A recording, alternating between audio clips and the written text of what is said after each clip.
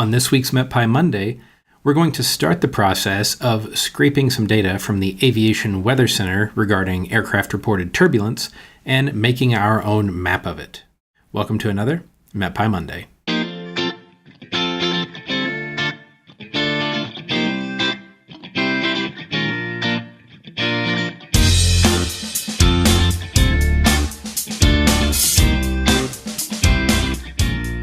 Hello, my name is John Lehman. I'm a software engineer for Unidata.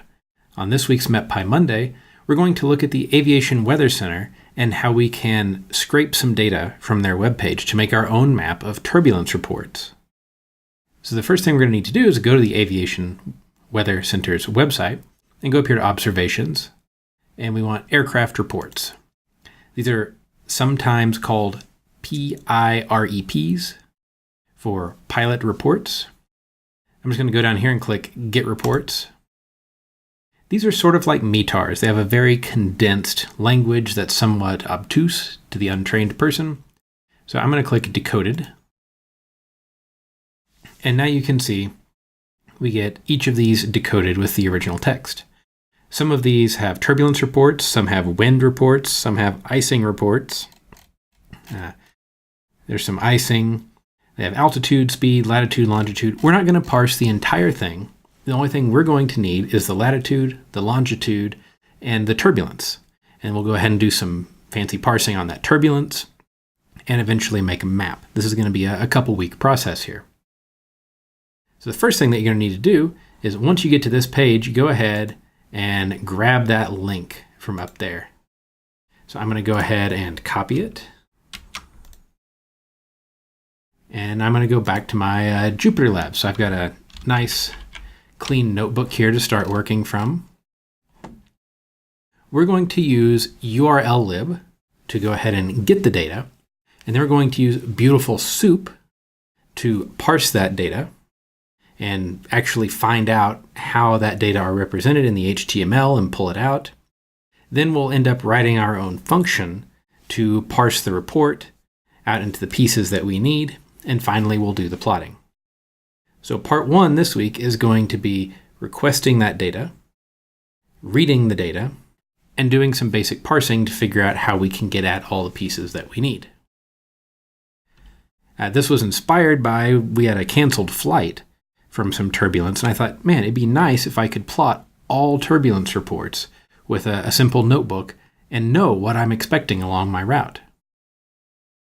So we're going to go ahead and import urllib from Beautiful Soup. So from BS4, I'm going to import the Beautiful Soup class. I'm going to create a variable called data URL and paste in that URL that we copied from the Aviation Weather Center. And now we're going to go ahead and get that data. So I'm going to create a request with urllib. So urllib.request.url_open data URL. You notice we didn't get anything back from that. If I look at what type request is, it's an HTTP response. So now I'm going to go ahead and read that HTTP response. I want to get the HTML content out of that. Let's say the HTML document is request.read. Then I'm going to go ahead and I know we could read this from the header in a more programmatic way, but I know this is UTF-8 encoded, so I want to make sure that it is decoded properly. So HTML doc equals HTML doc dot decode UTF-8. And I'm going to go ahead and close my request so I don't have that hanging open. So let's look at what we got back. If I look at HTML doc, we see this big, long mess of a string, right?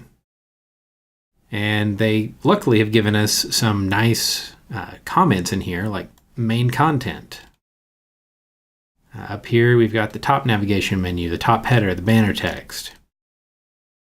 And in here, I see some things like aircraft type, latitude, longitude. So this is the block of things that I want. So we're going to go ahead and use the Beautiful Soup HTML parser, which will make viewing this a little bit easier and help us figure out what exactly we're going to do, what we're going to key on to pull the data we need out of here. So the convention is to create a variable called soup. It's Beautiful Soup. We pass it our blob of HTML that we got back, and we tell it we want to use the HTML parser. Now, if I look at what's in soup, we get a much prettier rendering of the HTML here. So we're going to scroll past all of the navigation menus and things. And main content. There we go. So this is what I want down here. These are our pilot reports. So no turbulence, there's some winds, flight level, and so on. If you notice, each of the reports are a table. So if I start here, for example, we start a table.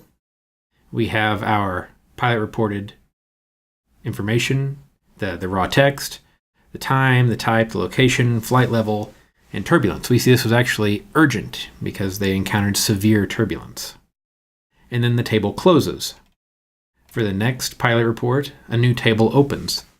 So what this tells me is that I can go through the HTML and find all table blocks, and each of those blocks is going to be a report. So if we go back and look at the website, each of these blocks is a table, and that'll be what we key on. So if we go back up in our notebook here, there is a function in Beautiful Soup called find all, which finds all blocks that are enclosed in a certain tag. I'm going to say table data is soup.find_all table. If I look at the length of table data now, I have 1,001 reports. So let's look at the first one. So table data, the 0th thing. There's our table. So the next thing that we need to be able to do is go into this table and find individual reports. So we know that table rows in HTML are enclosed in the tag tr. So we can do a find all again.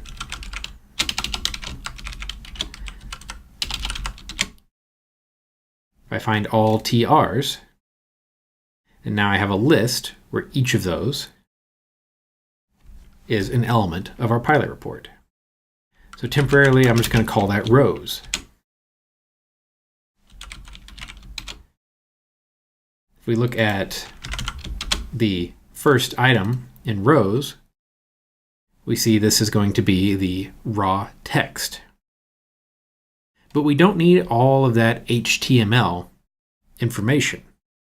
We just need the actual text that is in between the table row tags, the table data tags rather, the TD tags, that's displaying on the web page.